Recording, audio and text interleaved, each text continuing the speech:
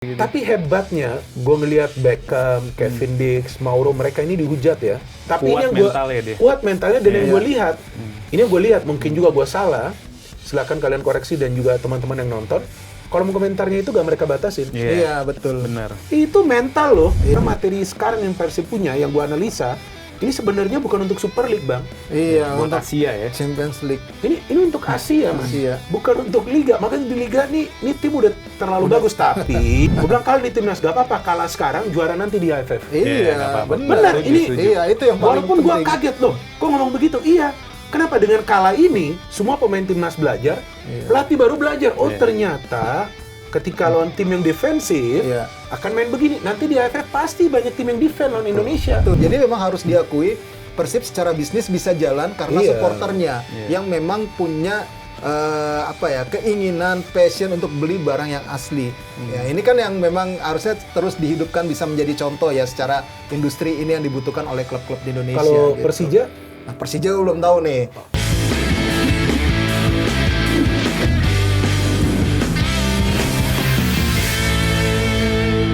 Oke, saudara, kembali lagi di podcast Locker Room. Hari ini kita sudah kedatangan dua pandit ternama nih. Yang pertama, ada pengamat sepak bola yang sudah belasan tahun atau bahkan puluhan tahun mewarnai layar kaca Anda nih untuk mengeluarkan analisis tajamnya terkait sepak bola nasional maupun internasional. Sosok itu adalah Bung Binder Singh. oh, terima kasih. Gimana kabarnya Bung Binder? Baik, terima kasih sudah diundang lagi. Sehat Bung Binder, makin sehat Bung Binder ya. Ya, harus rajin sehat. olahraga Bung Binder. Iya betul, karena kalau supporternya semua pemikirannya sehat, ya timnasnya juga akan sehat. Nah, benar ya. Ya, kan kalau pemikiran kita langsung negatif, wah repot juga. Benar, jadi supporternya sehat, timnas Indonesia juga sehat. Nah, selain Bung Binder juga ada salah satu pengamat sepak bola yang sudah mungkin hampir 20 tahun nih jadi jurnalis olahraga mungkin ya. Siapa lagi kalau bukan Bung Rais Adnan. Wow, luar biasa. Gimana kabar Bang Rais? Alhamdulillah baik. Bu. Nih senior saya. Oh iya, Dulu ini saya masih magang dulu. Nih udah jadi reporter waktu itu. Aduh, Jadi memang gue sering nonton juga kan konten dia. Kalau menurut, iya bener loh. Kok bener malah ketawa. Dan menurut gue bukan ensiklopedia berjalan, ensiklopedia berlari. Nah, itu dia benar. Luar biasa ilmunya. Ampun, Bung ya, Binder. oke, kita ambil ilmu lah dari Bung Iya. Binder dan juga dari Bung Rais. Nah, Ya. ini kan yang lagi rame tentu ada timnas Indonesia nih yang kemarin baru saja menghadapi St. Kitts and Nevis dan juga Bulgaria di ajang FIFA Series 2026. Tentunya ada sisi positif dan juga negatif dari laga-laga yang sudah dimainkan timnas Indonesia. Kalau Bung Binder lihat sendiri gimana dari dua laga yang sudah jalan timnas Indonesia? Kalau dua laga ini kan yang kita tunggu adalah debut dari John Herdman ya sebagai pelatih ya. Jadi kalau bagi gue pribadi yang menang atau kalah itu nomor 2. Nomor pertama tuh gue ingin melihat apakah para pemain bisa bekerja sama secara baik atau tidak di atas lapangan. Kan itu dulu kita mau lihat kan.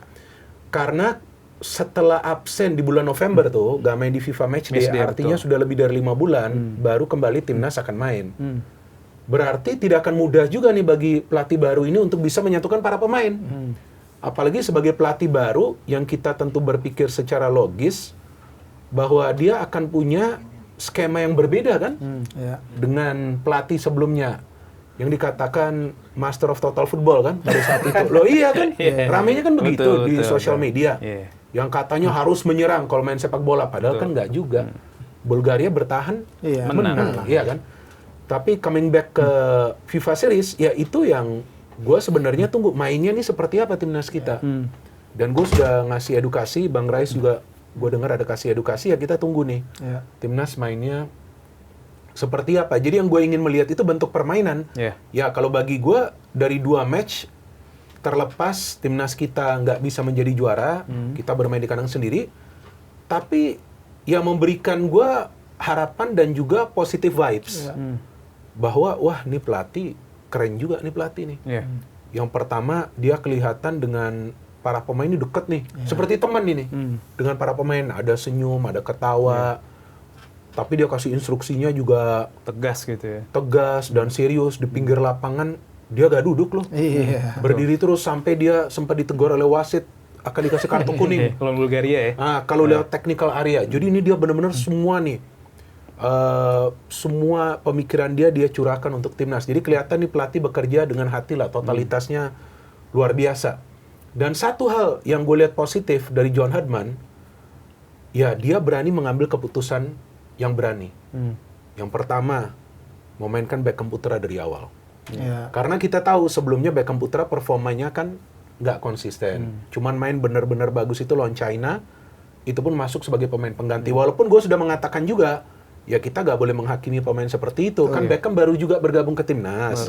Dia butuh jam terbang dong main di level internasional. Jadi nggak salah lah John Herdman panggil dia. Pertama yang dia panggil. Kemudian Donitri. Wah ini luar biasa nih pelatih nih. Langsung mempromosikan Donitri ke timnas senior. Dan memang kita tahu loh Donitri di Persija bisa menggeser Alan Cardoso. Kemudian dia mainkan ini dua pemain dari awal. Lon Saint-Kitts Saint Nevis. Dan ternyata mereka perform. Nah, ini sebuah keputusan yang berani yang dia sudah penuh kalkulasi ambilnya. Bahwa dia tahu ini dua pemain ini memang bagus dan layak diberikan tempat di timnas senior bukan cuma sebagai bagian dari skuad, tapi mau gue turunkan. Dan bukan cuma lawan Saint-Kitts Saint Nevis, Mas. Lawan Bulgaria, ketika dua pemain ini turun, bikin perbedaan ya. Bisa mengubah jalannya pertandingan seperti game changer sampai diakui oleh John Herdman 2 kali loh. Ketika persis setelah pertandingan yang interview dengan stasiun TV dan di sesi konferensi pers. Sampai dia mengatakan dia ingin membangun dream team dari Indonesia dengan mengandalkan pemain-pemain muda seperti Donitri, Beckham. Kemudian ada lagi Beckham, Rizky Ridho yang sudah lama membela timnas Indonesia senior. Jadi dia betul-betul fokus bagaimana untuk bisa mempromosikan atau mengorbitkan talenta-talenta kita yang tercipta dari hasil kompetisi kita dalam negeri. Dan itu terlihat bahwa memang dia peduli untuk juga memajukan semua pemain, apakah itu yang bermain di luar ataupun di dalam negeri. Ya jadi bagi gua ini permulaan yang memberikan gua harapan bahwasannya nanti dia sukses atau enggak sesuai ekspektasi kita. Contoh ya Mas, di Piala AFF mungkin menjadi juara, di Piala Asia bisa lolos lah minimal dari fase grup, lolos ke Piala Dunia itu belakangan. Kita kasih dia bekerja aja dulu dengan tenang, jangan kita berisik lah. Dan gue berharap nggak ada perdebatan kayak dulu Mas. Formasi lah harus 4 pemain bertahan, harus main menyerang lah, jangan main bertahan. Yang paling tahu itu si John Herdman. Kalau kita mau kritik oke, tapi jangan seolah-olah kita tuh lebih paham daripada dia. Menggurui gitu ya. Iya kan, maka itu ada yang ngomong, wah Bung Binder paham bola. Enggak, gue gak paham bola karena gue bukan praktisi bola. Tapi gue tahu bola. Nah, tahu bola dengan paham bola tuh beda, Mas. Nah, kalau Mas Rais kan paham juga. Loh, gue sering dengerin kontennya bagus ini. Iya. Bang Rais gimana, Bang Rais? Kalau gue melihatnya gini, yang pertama adalah si John Herdman ini benar gue sepakat. Dia dalam hal, salah satu hal positif yang mungkin tidak terdapat dari pelatih sebelumnya ya, dari Patrick Kluivert adalah pendekatan dia terhadap pemain yang benar-benar intens. Ketika dia terpilih sampai lebih dari 60 pemain, dia chat pribadi ya, pribadi ini merupakan pendekatan yang benar-benar luar biasa dan itu diakui oleh para pemain. Kemudian bagaimana dia sangat tegas ya dalam menanamkan filosofi permainan yang dia inginkan kepada para pemain. Kelihatan jelas sih dari 2 pertandingan itu apa yang dia mau. Sepak bolanya tetap akan tampil dominan tapi dengan kedisiplinan yang tinggi. Terus yang ketiga menurut gua dia punya target yang jelas yaitu Piala Dunia 2030. Bahkan dia sudah menjanjikan itu, kita bakal lolos 2030. Abis lawan Bulgaria kepada supporter pun dia bilang kita akan lolos 2030. Itu selalu diulang. Itu dibentuk afirmasi sih kalau menurut gua dari seorang John Herdman untuk bisa ditularkan kepada seluruh stakeholder di Indonesia. Jadinya aura positif itu bisa terbangun walaupun gagal kemarin di FIFA Series. Makanya karena tujuannya 2030 dia banyak merekrut ataupun membawa para pemain muda untuk dibawa pada tahap kali ini. Contoh misalnya kemarin Mauro Zylstra, walaupun cedera di Persija juga jarang main, tetap dicoba sama dia. Cetak gol lawan Saint-Kitts Saint Nevis, sayangnya ketika lawan Bulgaria ada cedera. Panggillah lagi Jens Schraven.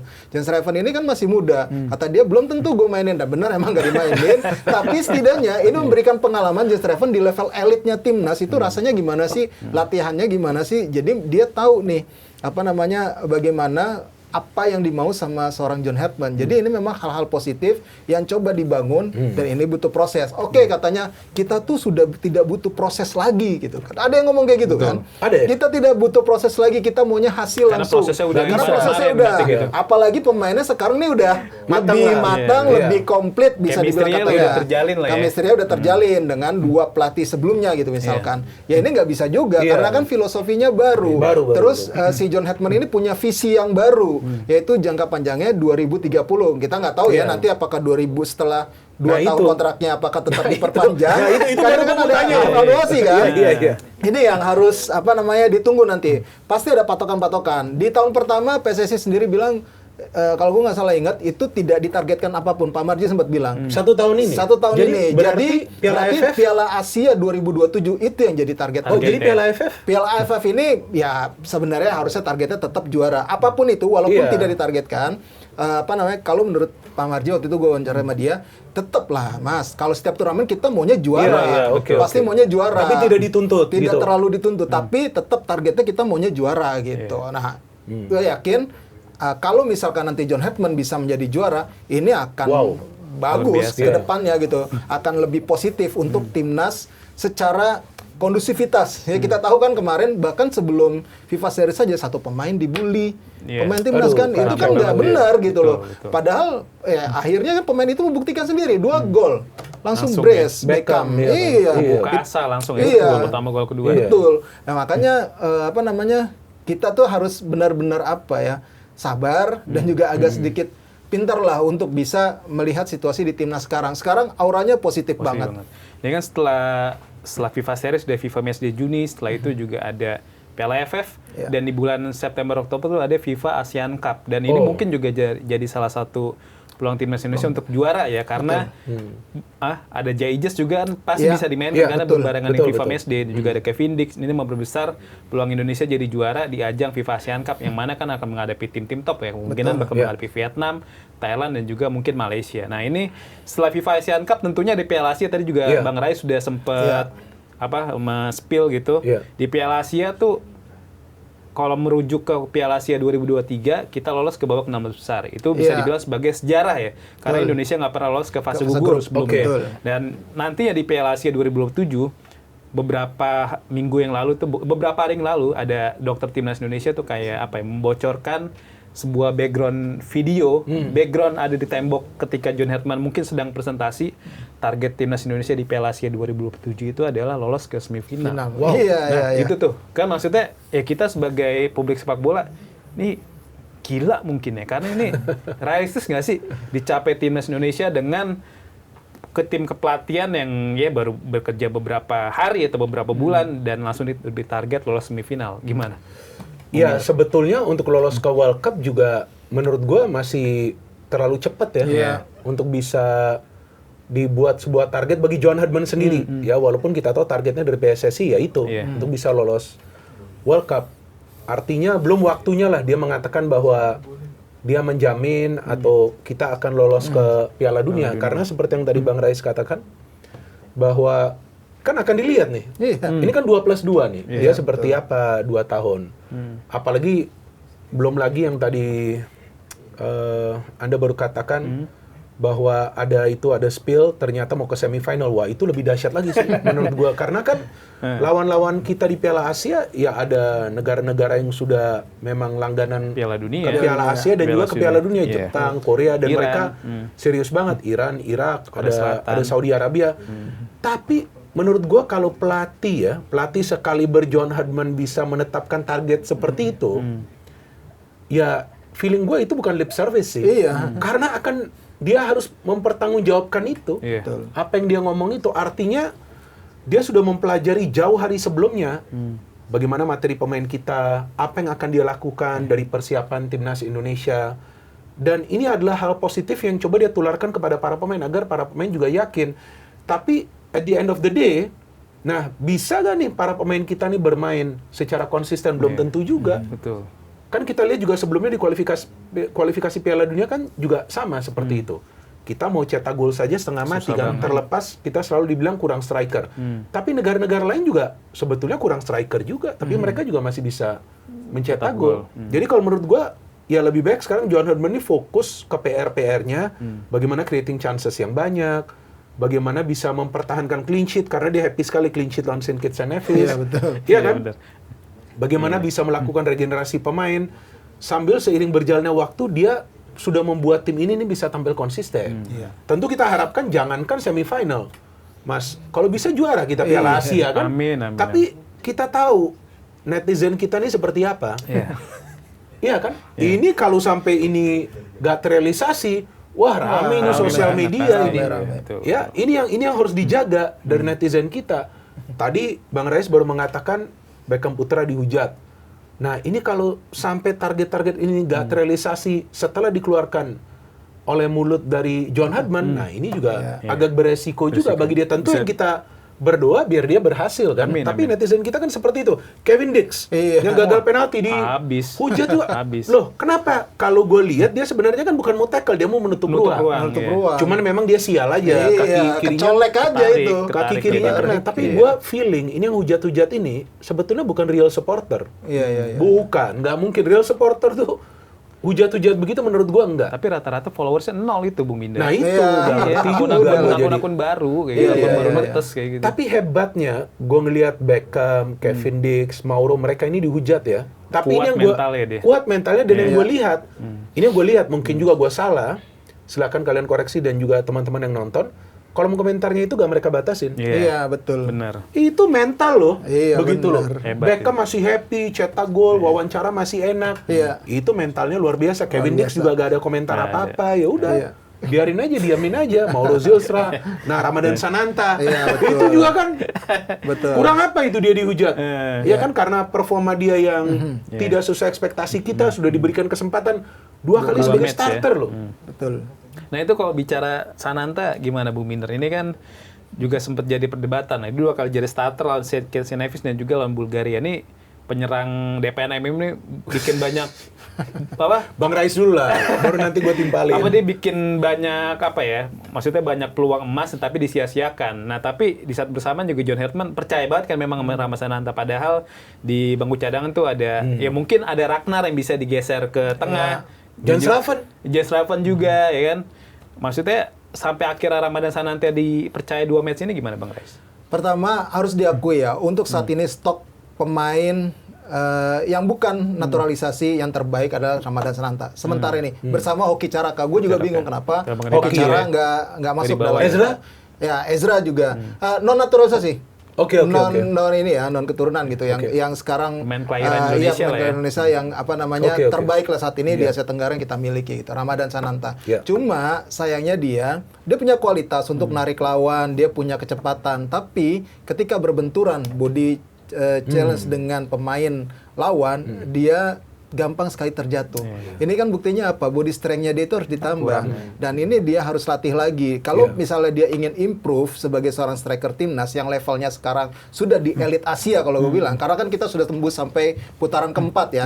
Itu berarti kita udah di jajaran elit nih sekarang nih. Lawannya pasti akan lebih berat. Back-backnya juga lebih tangguh. Secara fisik juga lebih kuat gitu ya. Dia harus bisa memperkuat itu gitu. Ini kan kritikan yang membangun ya menurut gue ya, untuk dia menambah lagi kemampuan dia dalam hal body strength itu. Karena kemarin 2 pertandingan persis lawan Said Ekin Nevis, colek sedikit jatuh. Betul. Lepas bola gitu, ketika dia dapat bola jatuh ya. Terus ditambah lagi dia tidak klinis di depan gawang. Ya ini kan perlu diperbaiki menjadi evaluasinya dia gitu. Dia striker yang bagus memang, striker potensial. Kalau dia mentok di situ aja akan sangat disayangkan karena dia adalah harapan kita untuk timnas masa depan. Betul. Bung Binder gimana? Kalau gue pertama kaget dia masih dipertahankan di starting lineup di match kedua lawan Bulgaria karena lawannya kan lebih kuat kan. Lebih kuat, betul. Kalau Saint Kitts and Nevis kita lihat dia sudah berjuang habis-habisan tuh seperti yang Bang Rais katakan, ya kena dikit kontak aja terjatuh. Oke, itu body strength dia gak kuat.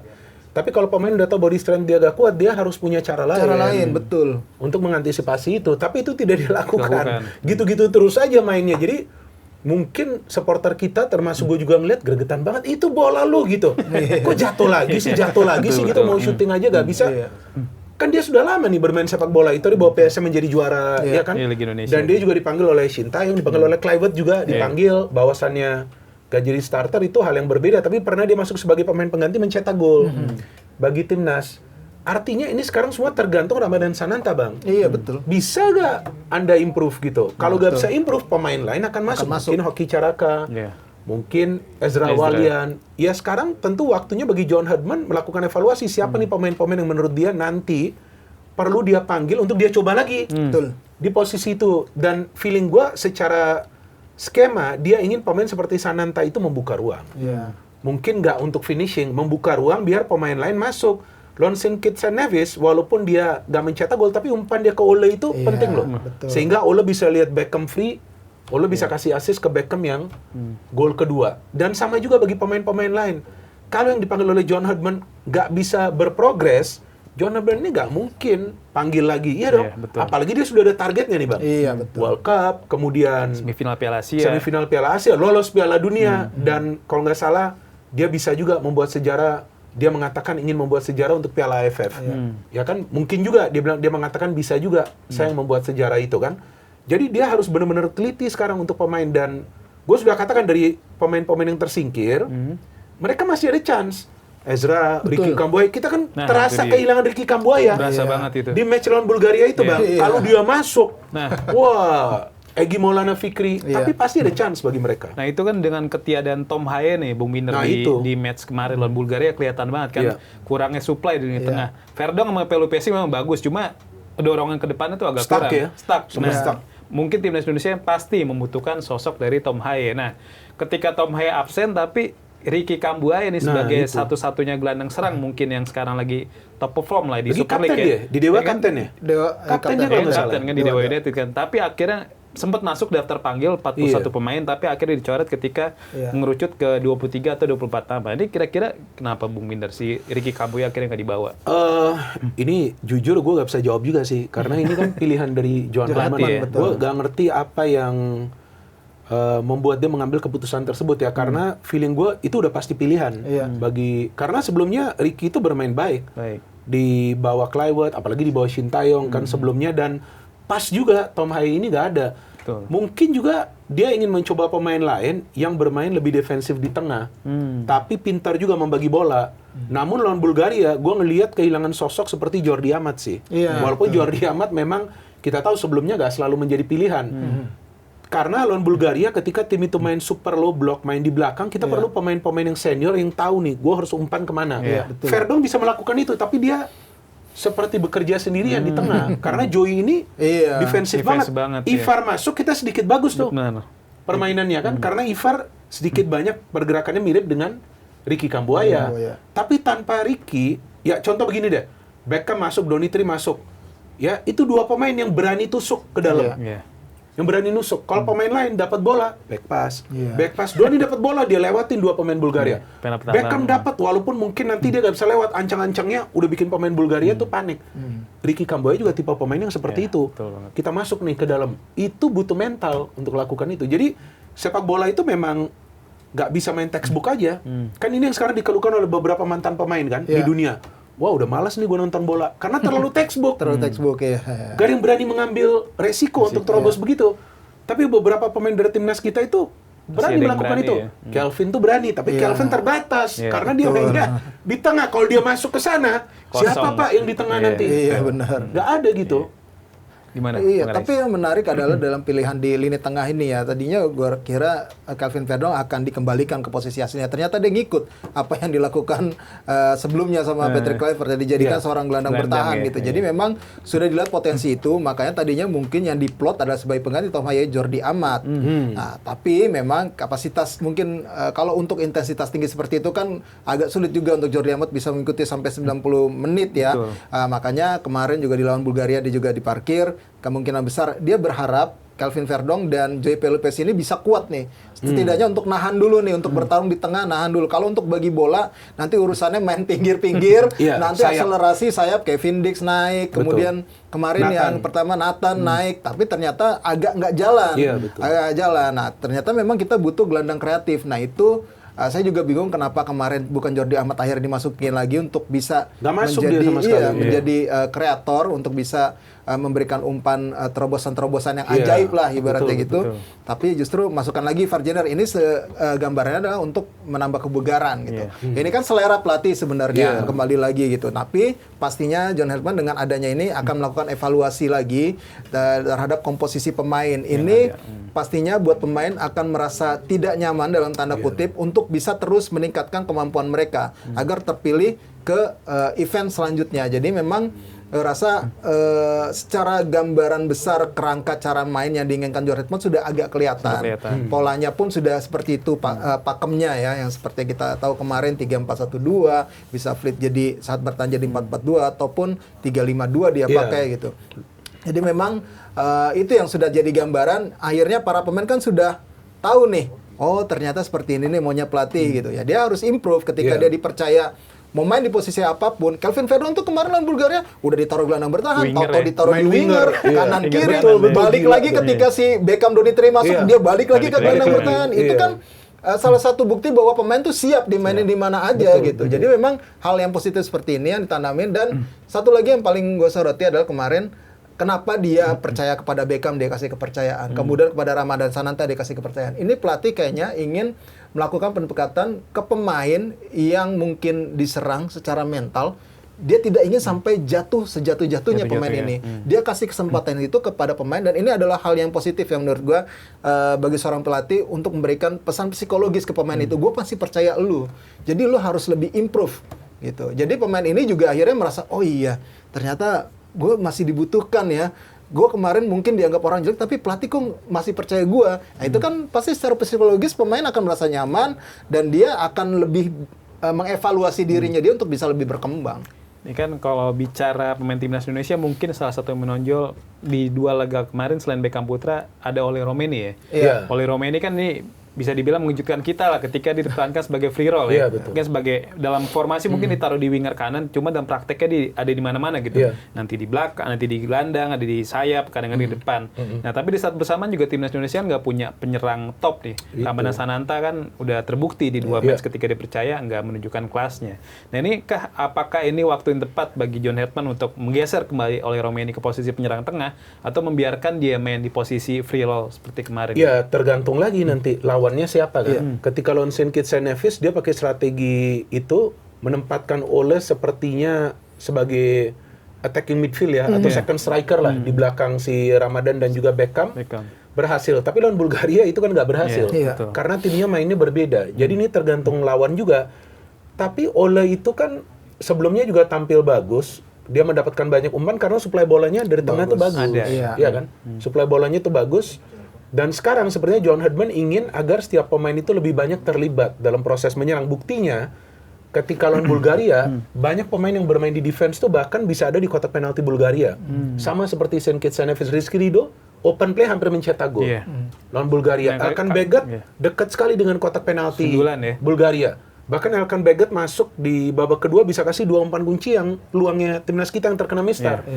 Jadi ini sepertinya adalah skema yang baru yang John Hedman ingin agar semua pemain harus main sebagai unit, menyerang ya kalau bisa semua terlibat nih. Jadi Ole mungkin nggak bisa lagi seperti dulu itu, tunggu umpan terobosan. Tapi pemain lain yang mau masuk ya silakan aja kamu masuk.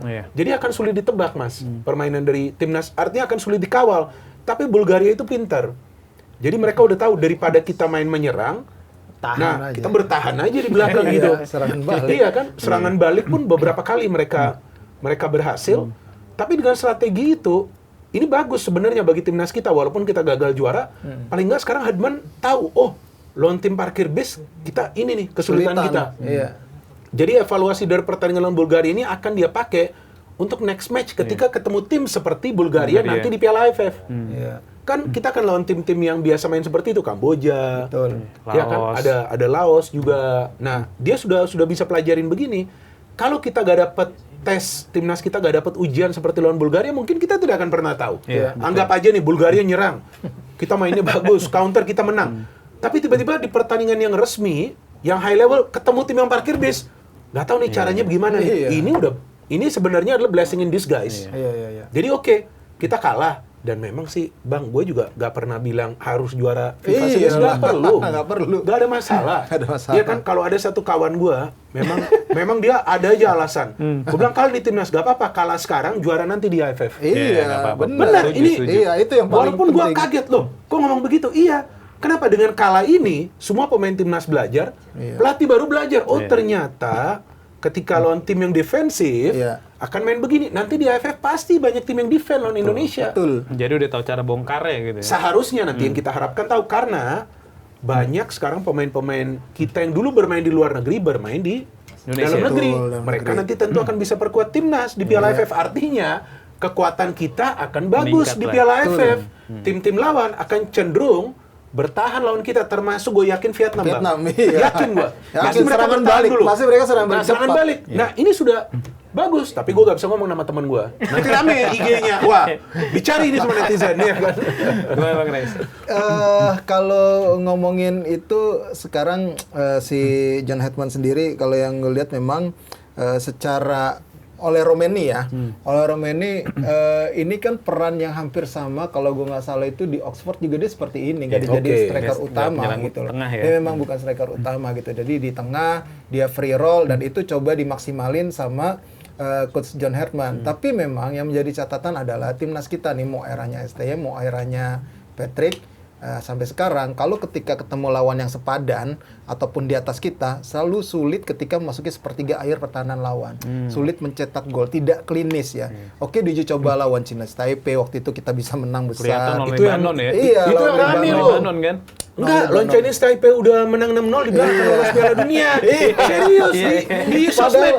Padahal kan kita tahu kapasitas lawannya Jauh gitu lah loh. levelnya. Sama seperti kemarin, hebohnya itu terlalu heboh ketika kita menang sama Saint Kitts Nevis. Itu juga benar. Ini Itu juga terlalu benar ya. heboh Terlalu banget. heboh. Padahal menang 4-0 lawan Saint Kitts Nevis bukan Iya. maksudnya gimana-gimana ya. Yang Memang remehin levelnya ya. memang di Di bawah bawah. kita secara Enggak, permainan. kita mengapresiasi, tapi nggak perlu berlebihan. Betul, Benar, nggak perlu berlebihan. Nggak Nah, perlu kan berlebihan. kelihatan lawan Bulgaria tuh. Lawan Bulgaria gimana kita sulitnya menghadapi tim yang bisa dibilang Iya. sepadan lah, setara dengan kita. Mereka bermain, ya udah pragmatis saja. Iya. Gue tunggu aja kalian. Betul. Sebenarnya ini pasti sudah diantisipasi Iya. sama Coach John Hetman. Bahkan dia kan udah tahu nih Bulgaria ini kalau dia pas pertandingan lawan Saint Kitts Nevis, setelah pertandingan dia bilang kalau kita mainnya kayak 15 menit pertama lawan Saint Kitts Nevis, lawan Bulgaria selesai kita. Kelar, iya. Kelar kita. Nah, Iya. makanya dia ngelihat itu, dia coba dominasi. Kalau nggak disiplin para pemainnya, kelar. Ya Iya. salahnya kita memang kebobolannya ya itu karena ya memang ketidakberuntungan dari seorang Kevin Dix ya Iya. ketika melakukan blocking terhadap pemain Bulgaria. Jadi memang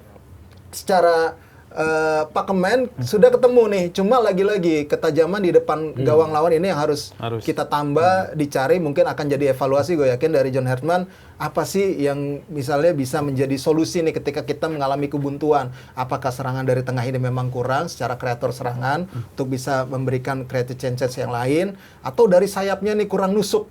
Kan kemarin agak cukup banyak untuk early crossing ya dari para pemain timnas kita, dan itu mudah diantisipasi. Jadi memang ya ini mungkin nanti akan jadi catatan-catatan John Hetman yang gue harap bisa segera menjadi terselesaikan lah masalah ini, karena ini udah bukan cuma di era John Hetman gitu, dari era Sinteyong, dari era Patrick Kluivert, bahkan sebelum-sebelumnya juga kalau lawannya sepadan atau di atas kita sulit banget. Sulit Padahal kita golin. punya peluang lumayan lah untuk creative chances, tapi ketika dapat peluang pun tidak klinis para pemain kita. Dan satu hal yang bagi gue masih misteri, kenapa para pemain kita nggak mau long shot ya? Iya, itu Bulgaria dia itu. Iya, kemarin gua iya, nggak ngerti. itu juga sangat gue sayangkan. Mungkin karena memang sudah tertutup juga, tapi ada beberapa kans ya agak Nggak terbuka, di-shooting. nggak di-shooting. Gimana Mungkin lagi? tidak. Eliano. Sananta juga. Iya. Setelah dia ngerebut Oh langsung. itu, betul. Sananta terlalu dekat. Iya. Iya, benar. Itu sih memang dia mau nggak mau syuting. benar. udah gugup atau apa kali dapat bola syuting. Benar, Yang benar. dekat itu kan dia dekat dengan pemain Bulgaria, tapi Eliano sekali tuh. Sekali. Iya, benar. Kita tuh pikir udah shoot, dia ternyata umpan dia- lagi ke iya, Kevin diumpan Dix lagi. atau sayang siapa banget itu. Sayang banget. Tapi kalau Bung Minder ngelihat sendiri setelah melihat dua match timnas Indonesia ini dan juga mungkin adanya evaluasi dari Coach John Hetman kans Indonesia di Piala AFF, gimana Bung Minder? Saya sekarang ini tidak bisa memberikan harapan yang terlalu tinggi. Karena ini masih awal bagi John Hetman. Jadi sebagai pengamat tentunya Bang Rais juga, gue dengar beberapa kontennya juga gak ngomong, oh John Hetman pasti sukses, oh timnas kita pasti lolos ke Piala Dunia. Gue pikir itu gak bijak ya. Iya, betul. Gak bijak. Lebih baik ya udah kita kasih dia waktu, kita low profile. Ya kalau memang pelatih sudah punya target mau ke Piala Dunia, oh very good. Iya, Pelatih betul. positif main, percaya diri, mau lolos ke Piala ASEAN semifinal, kita suka pelatih seperti ini yang positive thinking ya. Terus kemudian AFF, ya semoga juga bisa menjadi juara. Ini bagus. Jadi positive mindset artinya dia punya confidence dengan para pemain yang dia punya. Sekarang pemain timnas, tinggal kita jangan memberikan dia tekanan tambahan, kan gitu kan. Contoh seperti Ezra gak dipanggil kan banyak yang marah. Terus kemudian Ramadan Sananta dipasang lagi banyak yang marah. Ya kalau gue sih gak marah, walaupun gue bingung kenapa Sananta dikasih peluang, tapi dia langsung cepat ambil action. Babak kedua ditarik, Ganti, ya kan? Betul. Gak perlu tunggu terlalu lama, langsung dimainkan di VAR Jenner kalau nggak salah, dan ada sedikit perubahan. Nah sekarang waktunya nih ya kita lihat step by step seperti apa ya, dan gue harapkan tolonglah siapapun itu ya gak perlu juga pencitraannya terlalu berlebihan. Ya kan ini fair aja ya, gak apa-apa karena ini namanya pelatih sepak bola. Betul. Ya, jadi pelatih sepak bola itu kerjanya adalah untuk melatih para pemain yang akan gabung ke timnas. Ya. Biar dia fokus di sana. Ya kan, jadi gak perlu nanti di TikTok ada FYP lagi makan nasi padang lagi makan martabak, gak perlu. Itu adalah urusan pribadi dari pelatih, ya kan? Tapi kalau dia ke stadion mau dibikin cuplikannya perlu, karena itu tugas dia. Dan kita akan mendukung hal-hal seperti itu. Bang Rais gimana Bang? Kalau John Herdman ini ke AFF ya, memang ini harus afirmasi positif. Tapi kalau kita sebagai fans sepak bola Indonesia tentu pengen juara. Tapi kita harus lihat prosesnya seperti apa. Kalau sekarang sudah ada di track yang benar. Gue kok ngeliat dia seperti Hector Souto di futsal ya. Ketika pelatih yang underrated, tapi bisa membuat tim ini mengejutkan. Di Piala Asia kemarin bahkan sampai runner up, bahkan nyaris hampir juara. Ya. Nah, gue yakin ketika John Herdman ini dapat kerjaan ini ya, nangani timnas Indonesia, dia sudah bedah tuh satu-satu pemain nih, kelebihan, kelemahannya. Karena kan kita tahu kalau Souto tuh juga begitu tuh. Ketika dia presentasi dia udah bedah tuh semuanya. Detail gitu ya. Saya yakin John Herdman tuh tipikal seperti itu, makanya dia seyakin itu untuk bisa membawa tim ini ke Piala Dunia 2030 karena dia sudah tahu nih, dia sudah dapat gambaran database pemain kita tuh seperti apa sementara ini, terus dia melihat lagi di liga lokal kualitasnya seperti apa, perkembangannya seperti apa, akhirnya dia nemu nih, oh gue yakin nih dengan formulasi seperti ini nih paling enggak 20-30 udah bisa sampai. Dia untuk menuju ke sana, target di antaranya kan dia pasti sudah siapkan juga untuk menuju ke AFF. Dia juga sudah berpikir nih kemungkinan tidak bisa memakai pemain yang utama yang bermain di Eropa gitu. Jadi memang dia sudah memformulasikan, sudah ngecak lah ibaratnya siapa aja nih yang bisa dibawa.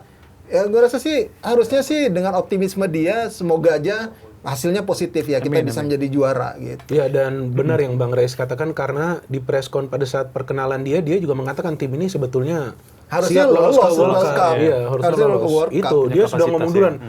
Artinya dia sudah melihat kayak apa kekuatan, kekurangannya seperti apa. Cuman kan dia butuh waktu ya. Jadi kita jangan langsung neken dia, dan kita juga gak perlu terlalu banyak. Inilah koreksi-koreksi lah. Biar aja kalau memang ada sesuatu yang ingin kita sampaikan, ya sampaikan dengan data dan sesuai fakta aja gitu. Gak masalah. Bang Winder, Bang Rais, ini kan selain timnas Indonesia, nih Super League kembali lagi nih. Waduh, ini. Nih gak Persib gak makan nih. Itu dia makanya. Gak Persib gak makan. Betul. Biar untuk mengamankan stok beras kita. Itu. Oke nih, Persib Bandung weekend ini akan tandang ke markas Semen Padang. Nah, Semen Padang ini juga dikenal bisa dibilang sebagai giant killer ya. Dia beberapa kali mengalahkan tim-tim top ya, seperti Dewa United dan juga Persija Jakarta. Dan di saat bersamaan juga Persib Bandung nggak bisa diperkuat oleh dua pemain utamanya, ada Frans Putros dan Patricio Matricardi yang akan absen karena akumulasi kartu kuning. Nah, kalau Bung Binder melihat sendiri kans Persib di match kali ini gimana, Bung Binder? Kalau soal kans kan gue harus menunggu starting lineup khususnya dari Persib ya, dan tentunya dari Semen Padang. Ya. Terlepas ada dua pemain dari Persib yang absen, dan gue belum ngecek dari Semen Padang siapa yang nanti akan absen. Gue dari 2 atau 3 minggu lalu itu sudah ngomong di platform lain bahwa Persib harus hati-hati untuk match ini sebelum break, Bang. Betul. Gue udah ngomong Persib harus hati-hati. Memang banyak yang mungkin nggak suka, banyak yang DM, apa nih maksudnya harus hati-hati gini? Persib hebat ya. Kan kenapa kalau gue bilang harus hati-hati? Karena tadi seperti yang Anda katakan bahwa Dewa United bisa mereka kalahkan. Persija. Dan Persija pada saat mereka kalahkan tuh Persija lagi menang winning streak. 6 match kalau nggak salah itu. Lagi menang. Dan ternyata Semen Padang bisa menang 1-0 terlepas ada kartu merah di match itu. Kalau nggak salah Vigo Dennis ya. Iya, betul, Vigo Dennis. Ada kartu merah jadi mengubah lah situasi pertandingan. Tapi Persija sebenarnya main bagus di match itu, tapi Semen Padang bisa menang. Dijan Antonic ya kalau nggak salah pada saat itu pelatihnya. Dan sekarang pelatihnya ini Imran Humaruri yang berpengalaman bersama Malut musim lalu yang mengalahkan Persib di kandang Malut ya 1-0 kalau nggak salah pada saat itu. Dan waktu main di Persib musim lalu dengan Imran, Malut mainnya gak jelek. Iya. Gak sejelek seperti Malut musim ini bermain di Persib. Gue masih ingat. Artinya mengganggu banget tuh ke Persib Bandung. Jadi ini faktor pelatih ini sangat penting bagi Semen Padang. Berpengaruh banget ya. Dan Semen Padang ini adalah tim ajaib yang di putaran kedua musim lalu, ketika mereka berada di zona papan bawah, kemungkinan degradasi ternyata bisa keluar. Selamat, Di laga terakhir Itu. lawan Arema. Tapi sebelumnya kan mereka ada imbang, ada Iya, menang, betul. ada apa. Betul. Ada pergantian pelatih juga musim Iya. lalu ya. Almeida ya? Almeida, Kalau akhirnya Almeida masuk, ada pemain-pemain baru masuk putaran kedua. Iya. Ini situasi dan kondisinya sama nih. Seperti musim lalu. Ada pelatih baru, Dejan masuk. Oke, Dejan sekarang sudah enggak. Imran, ada beberapa pemain baru yang masuk juga. Iya. Jadi Persib nih harus berhati-hati untuk match main di Padang ini. Padang ini. Jadi gak boleh dianggap remeh Semen Padang ini. Kalau soal kans, ya gue gak bisa sekarang ngomong kansnya mungkin menang atau mungkin memang, cuman perlu gue kasih catatan bahwa ketika Persib itu diperkuat oleh duet center back Barba dan Matrikardi, mereka belum kalah. Iya. Sekarang Matrikardinya absen. Nah ini sekarang siapa yang akan dimainkan di tengah? Iya. Itu yang nanti akan penting buat Persib, duet center back. Karena Persib itu bisa sebagus ini karena back mereka Backnya kuat. banget Iya ya. benar. Kita juga masih nunggu nih Julius Caesar Udah fit apakah apa sudah belum fit ya? apa Nggak belum. tahu ini kita. Nah, kalau udah fit kan agak aman lah untuk Iya. tandemnya Barba Oke gitu. lah, iya. Tapi biar kalaupun enggak ya Kakang juga bisa ada di situ ataupun ada pemain lain lah nanti yang akan bisa ditempatkan di situ. Mungkin Dion Mark malah bahkan Nah, Dion Mark bermain. masih bisa ada. debut Iya, ya. Dion Mark bisa debut gitu. Jadi memang Persib memang secara kedalaman squad, secara performa sekarang memang lebih baik lah dibandingkan Semen Padang, itu harus diakui. Iya. Tapi Semen Padang ini benar kata Bung Binder tadi, adalah tim pengganggu dan mereka sekarang dalam masa kritis di 9 laga sisa. Mereka harus setidaknya bisa menang 5 kali deh. Atau enggak sapu bersih semua laga di kandang. Sebenarnya berapa poin ya Bang untuk 41 ya? 40 Untuk save? lah, biasanya 40 ya. Kalau kompetisi Standarnya tuh Eropa kompetisi biasanya 40. 40. Kita 40 aman. juga ya? 40, biasanya 40 itu sudah aman. Kalau sekarang kan memang tipis-tipis nih dari peringkat 20 dia sekarang 18, poinnya. benar. Dari Sekarang sama 18 persis, sampai persis saja 20, Sama, Semen iya. Padang 20 sama. Iya. betul. Dari peringkat 18 sampai peringkat 13 pun Iya, tipis-tipis itu ya. tipis-tipis gitu. Jadi memang pertarungannya sangat sengit justru di papan bawah nih. Kalau di atas kayaknya udah ke 4 besar deh. Iya, iya. Udah 4 besar yang di atas itu Udah yang di akan sana, bersaing, iya. udah di sana gitu. Jadi memang Semen Padang ini mau tidak mau harus sapu bersih semua laga kandang mereka tersisa, sisanya berharap seri lah Iya, di laga berharap tandang itu akan selamat mereka. Ya makanya sekarang Persib nih yang harus hati-hati gitu sebagai salah satu lawan mereka di kandang Semen Padang. Ya gue yakin pasti Semen Padang akan tampil habis-habisan. Nothing to lose juga Nothing bagi to lose mereka. juga. Betul. Betul.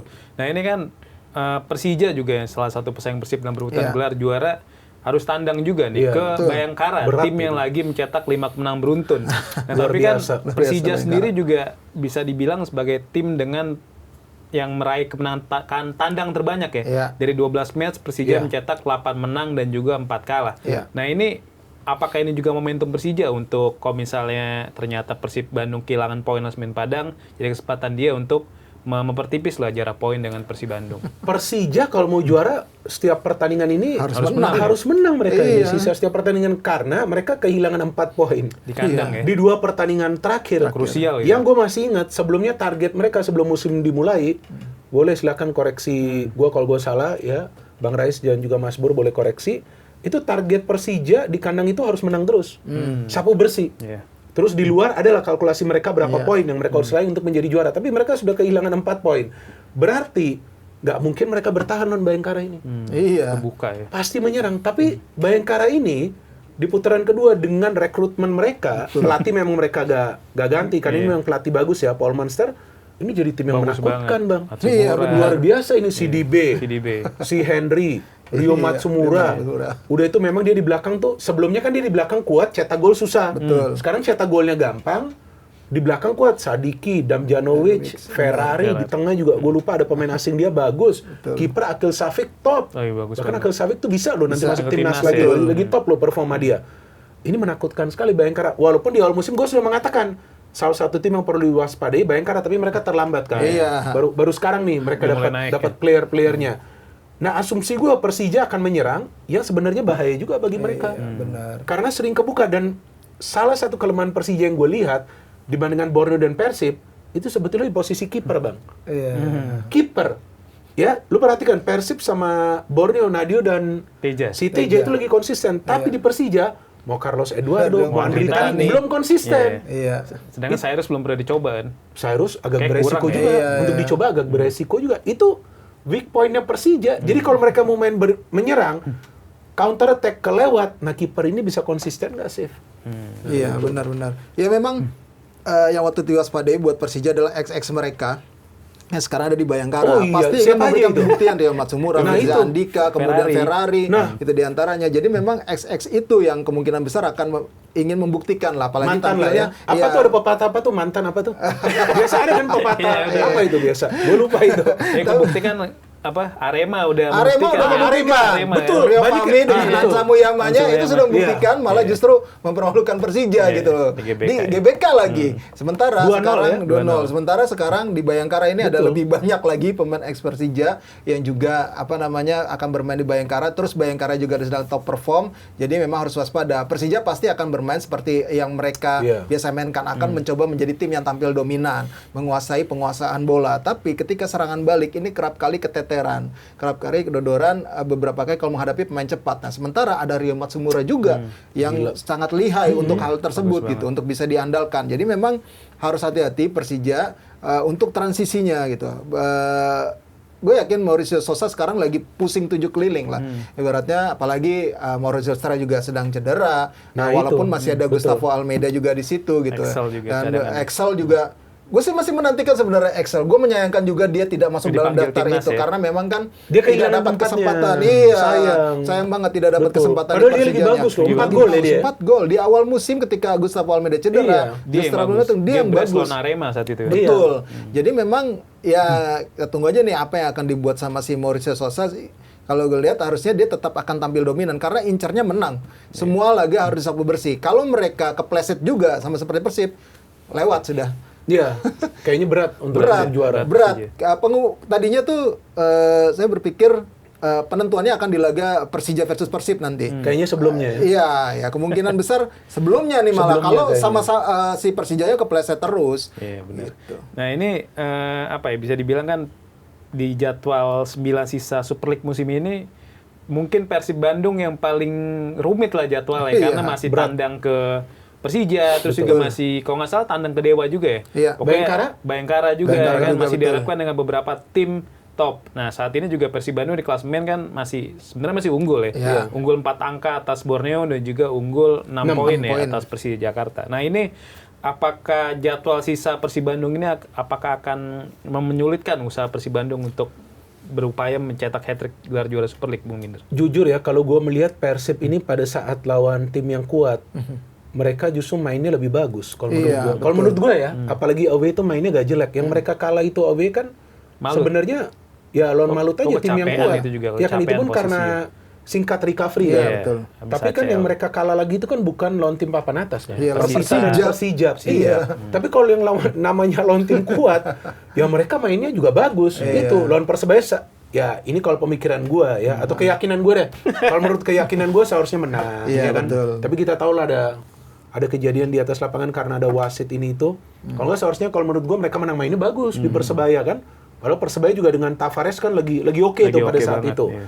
Jadi seharusnya jadwal ini nggak dipikirkan oleh para pemain karena materi sekarang yang Persib punya yang gue analisa ini sebenarnya bukan untuk Super League, Bang. Iya, buat untuk Asia ya. Champions League. Ini untuk Asia, Mas. Asia. Bukan untuk Liga. Makanya di Liga nih tim udah terlalu bagus tapi ya tetap harus fokus, strateginya harus pas, dari bawah John Hodak pemain harus bugar, jangan ada pemain inti yang absen. Nah, kalau ada pemain inti yang absen, lawannya tim yang kuat, main tandang, nah berat juga tentunya bagi Persib Bandung. Nah, berarti ini sekarang tergantung kepada para pemain Persib sendiri. Karena jadwal yang berat itu kan di atas kertas. Iya. Tapi mereka proof ketika bermain di atas lapangan, Oke gak banget. gampang mengalahkan tim ini.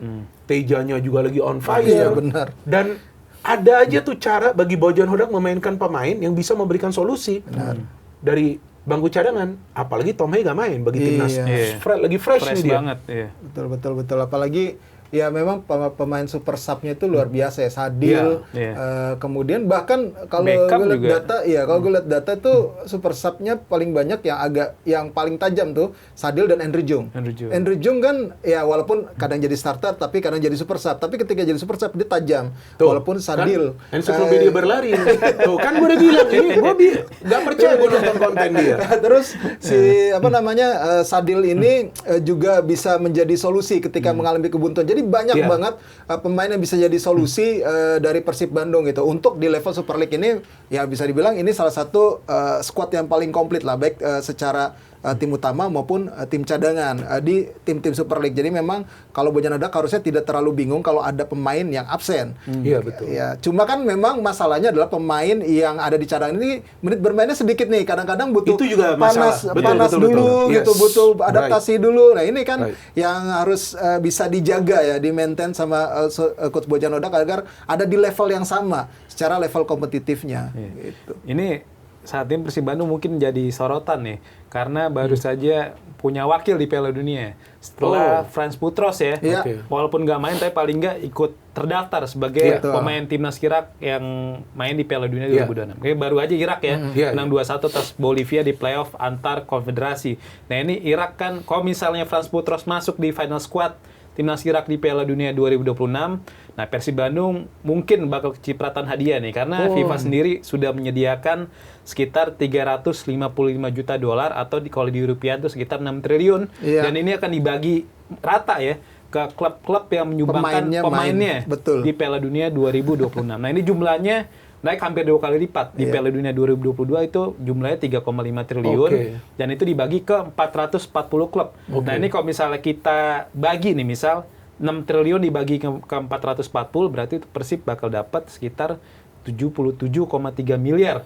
Ya, ini kan mungkin Nutut satu musim. Nah, ya kan ini Nutut mungkin, satu musim. mungkin Buat bisa modal. bener untuk model juga untuk memperkuat skuad musim depan. Iya, Nah, kalau iya. Bung Minder lihat kayak gini, kayak gimana Bung Minder? Ya, tentu ini adalah benefit yang luar biasa Iya, di betul. Persib Bandung. Dan kembali lagi, ini adalah sebuah apresiasi yang perlu diberikan oleh Boboto kepada manajemen Persib. Iya. Yang bisa memilih pemain-pemain yang kelas dunia. Kelas Karena dunia, kan betul. Franz Putros timnya ke World Cup ya. Sebab kan yang banyak yang cerita ke gue nih Bang, dan juga Mas Bur kan banyak yang cerita, waktu Persib itu ya istilahnya cuci gudang kan, mereka penasaran siapa pemain yang akan Penggantinya. direkrut nih oleh manajemen, Iya, karena benar. yang dilepas itu kan pemain-pemain yang sudah membawa juara. Iya. Ada yang 1 musim, ada yang 2 musim, musim, wih, dilepas semua. Tapi kan yang direkrut, wah ini bukan pemain-pemain yang sembarangan atau kaleng-kalengan gitu ya. Terlepas ada Ramon yang sulit untuk konsisten, ada Baros yang sekarang sulit untuk mencetak gol, tapi jangan lihat juga sulit cetak gol. Baros itu adalah satu-satunya winger yang gue perhatikan ya, udah di depan, nggak sampai semenit dia udah di belakang. belakang. Nih. Iya, benar. Udah di belakang nih. Iya. Ya. Gila itu energinya kan luar biasa Kelebihan itu Baros pemain. itu kuat banget. Lawan Borneo dia lagi ada di depan, tiba-tiba gua kaget si Obieta mau cetak gol ada dia. Ada dia, Di iya, dalam benar. kotak penalti itu ada William Baros. Itu bukan tugas dia, itu tugas center back. Jadi memang manajemen dari Persib ini, dan gue yakin sih keluar uangnya itu sangat besar mereka di awal musim. Betul. Tapi ya mereka juga penghasilannya yang mereka dapat atau pemasukannya dari jualan merchandise juga yang gue dengar Gede juga ya. gede. Bahkan baru kemarin tuh waktu gue undang Bung Harpa kan Bung ke Harpa, tempat iya. gue podcast, dia baru mengatakan di platform gue bahwa dia ada ketemu Boboto yang nonton di GBK pertandingan timnas, dan Boboto itu mengatakan bahwa kita nih kalau sebagai Boboto nih kita malu kalau beli KW. merchandise yang KW.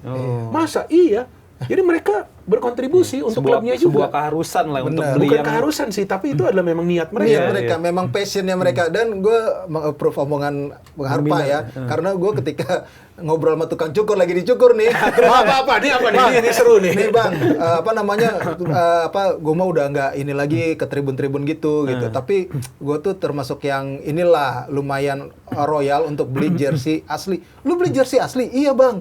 Yang asli yang mana? Ini yang sekarang nih bang, ini kan harganya sampai ada Wah, 1,5. mahal banget. 1,5 kalau nggak mahal salah. ya? 1,5 kalau nggak salah harganya 1,5 atau Setara Yang 17. player issue. Iya, player issue. Iya. Dia beli bang, tukang cukur lo bayangin. Tukang cukur ya. Jadi memang Gila ya, sefanatik hebat ya. itu fansnya Persib. Jadi memang harus diakui Persib secara bisnis bisa jalan karena Iya. supporternya yang memang punya keinginan, passion untuk beli barang yang asli. Ya, ini kan yang memang harusnya terus dihidupkan, bisa menjadi contoh ya secara industri ini yang dibutuhkan oleh klub-klub di Indonesia. Kalau gitu. Persija? Nah, Persija belum tahu nih. Persija Secara gede juga datanya fans gede, clubnya. secara Gede fans banget. clubnya gede. Ada mungkin lebih banyak sekarang. Kemarin sempat waktu beberapa musim lalu tuh agak sulit ya, karena banyak sekali barang-barang KW Iya, yang itu. apa namanya Itu problem beredar. juga Itu ya. problem. Itu nggak bisa di itu ya? Nggak bisa di akhirnya monitor. gue inget waktu zamannya Pak Gede itu akhirnya dia bikin lisensi untuk store-store Jackmania. Bagus Akhirnya itu, kan bagus itu itu. menjadi solusi juga Iya. ketika ya belinya produk asli memang merchandise-nya Persija. Jadi si store-nya Jackmania itu dapat untung, Persijanya juga kecipratan Dapat untungnya. bagus juga tuh. Itu strategi-strategi Bagus juga yang tuh. dilakukan manajemen Persija Manajemen. yang sekarang pun kayaknya saya belum ngobrol banyak juga ya soal bagaimana penanganan untuk bisa meminimalisir produk KW, tapi sejauh ini sudah mulai banyak yang teredukasi untuk membeli jersey-jersey asli. Nah, mungkin terakhir Bung Binder, Bang Rais. Nah, ini dalam upaya mungkin Persib Bandung musim depan akan kembali tampil di kompetisi antara klub Asia ya. Kalau Persib juara Super League musim ini kan otomatis akan tampil di playoff ACL 2 musim Iya, depan kan. Nah, ini kira-kira pembenahan di posisi apa Bung Binder yang harus dilakukan Persib? Ya, kalau gue lihat sih sekarang tim ini sudah komplit terlepas dari di tengah ya. Karena ya di tengah itu kalau menurut gue tetap mereka perlu tambahan pemain ya. Karena sering pemain-pemain yang cedera itu dari Persib itu di tengah sih. Seperti Tom Hay pernah cedera, Mark si Klok. Mark Klok juga Iya. pernah cedera. Bukan berarti bahwa kalau Tom Hay absen, kemudian Persib gak bisa menang. Mereka ada aja itu penggantinya. Bahkan Bergwijn pernah dipasang. Iya, jadi Di second posisi striker ya. Tom Hay seperti itu. Karena bagi sebuah tim yang ingin kompetitif, itu lini tengah mereka tuh harus benar-benar kuat. Itu adalah magic circle. Nah, kalau menurut gua ya tengah ini Persib tapi tergantung kan siapa pemain yang nanti akan dipertahankan atau mungkin dipinjamkan kalau kontraknya itu 2 tahun. Ini semua tergantung pelatih. Dan gue nggak tahu ini benar atau enggak, tapi yang beredar narasi itu rame banget di sosial media. Gue belum ngecek karena kita kan sibuk pantau timnas. Yaitu tentang perpanjangan kontrak Bojan Hodak Bojan Hodak, katanya. nah, itu Ini lagi bukan rame. kata gue ya. Iya, iya. Jadi jangan nanti gue yang di DM atau dia apa, katanya sedang ada pembicaraan Iya. antara manajemen dengan Bojan Hodak Itu untuk lagi rame. memperpanjang kontrak ya. Itu penting karena pelatih yang akan menentukan. Yang menentukan Iya, pemain betul. ya. Itu. Jadi dari sana dulu dimulai. Iya, betul. Mas, setuju. nah ini kita nggak tahu apakah Ya. memang lagi ada pembicaraan atau memang sudah diperpanjang, kan kita Ya, nggak pernah nggak tahu, tahu. betul. Iya kan mungkin Bang Rais ada infonya nih, kan dia sudah senyum-senyum nih. Enggak sih, tapi memang yang pasti yang sekarang pemain asing itu pasti tidak aman semua. Di Persib ini ya? Persib ini tidak aman semua. Itu kan sudah terjadi pada lalu musim ya? ini. Ketika Iya. semuanya Musim ini. diganti, Musim ini, iya, ketika musim semuanya ini. Iya, diganti musim ini. gitu. Apalagi kemarin ada kekecewaan juga dari Bojan Hodak. Ada beberapa pemain yang harusnya diharapkan ketika lo direkrut nih bisa bikin kita lebih kompetitif di Asia. Tapi ada yang di bawah ekspektasi. Iya. Ya, ada lah. Kita sudah tahu lah secara statistik siapa pemain yang di bawah ekspektasi itu. Di lini depan ada.